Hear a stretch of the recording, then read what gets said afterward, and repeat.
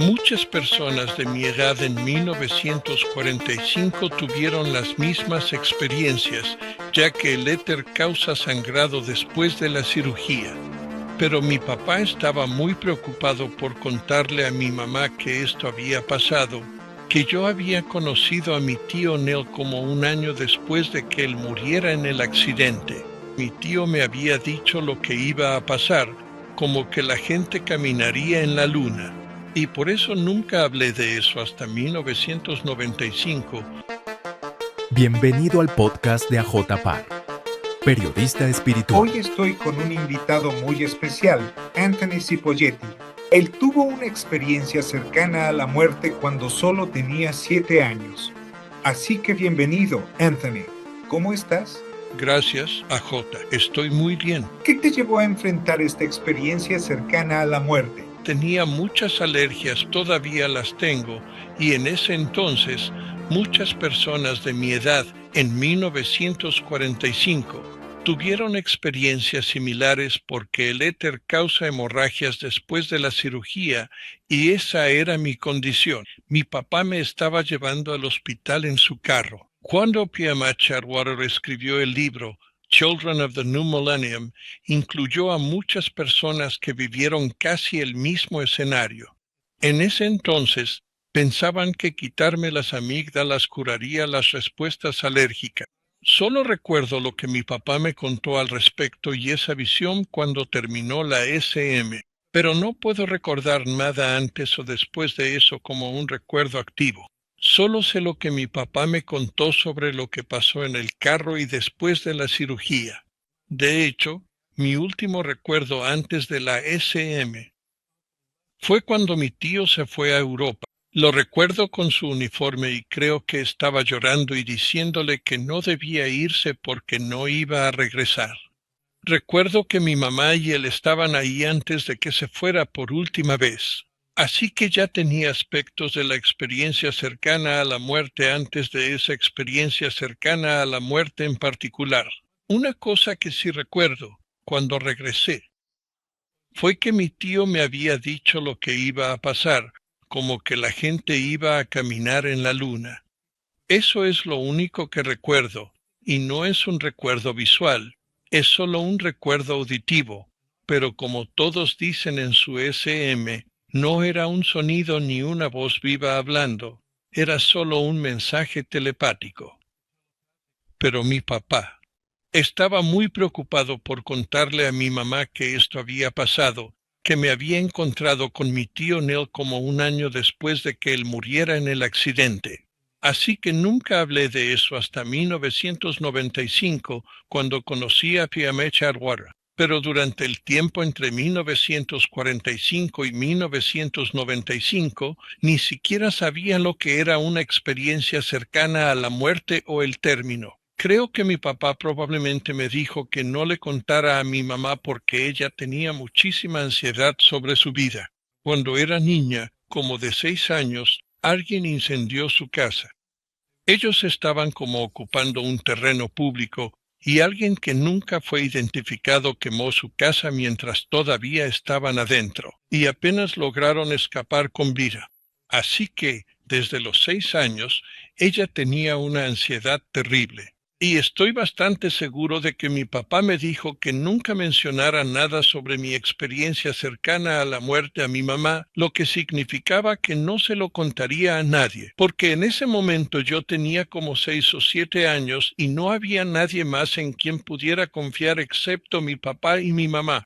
Tuve eventos muy similares, como que podía saber si alguien estaba siendo lastimado en algún lugar. Por ejemplo, recuerdo haber visto una visión de mí mismo entrando a las cámaras de gas en los campos de exterminio alemanes. Recuerdo eso como parte de algo parecido a los sueños lúcidos.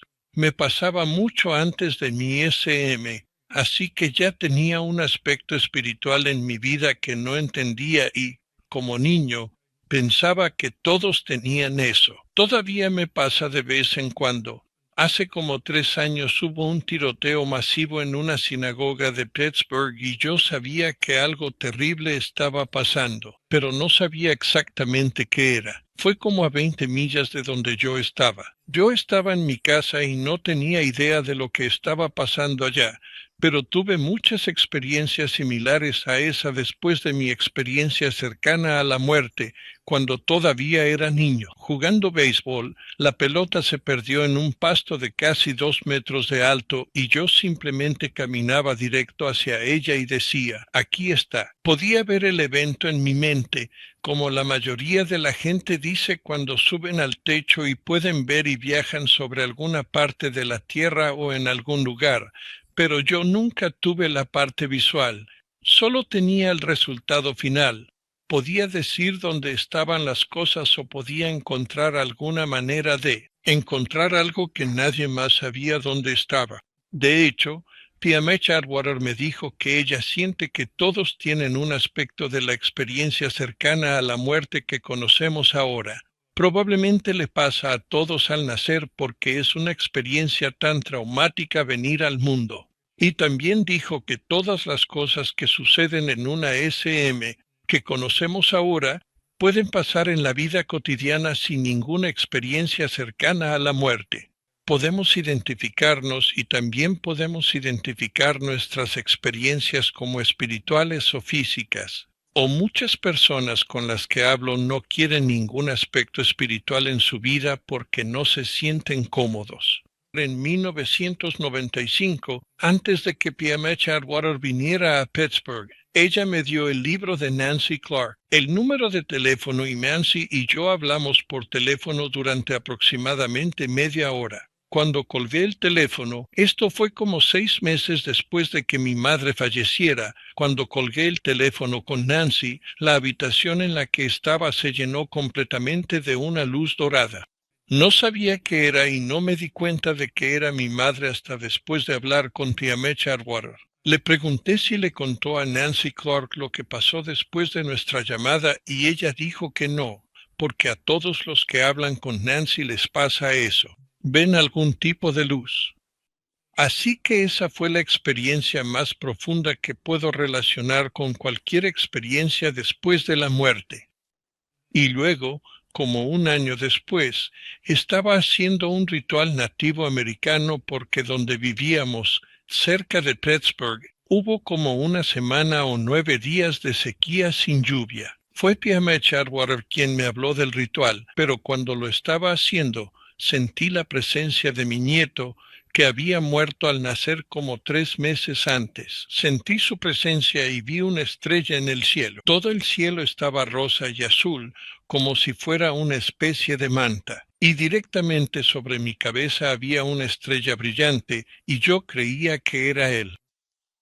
Pero me incliné hacia atrás y sentí como si alguien me estuviera levantando desde la espalda, como si una mano gigante me estuviera sosteniendo. Y miré hacia atrás, al otro lado de la calle de donde estaba parado, y había otra estrella detrás del árbol.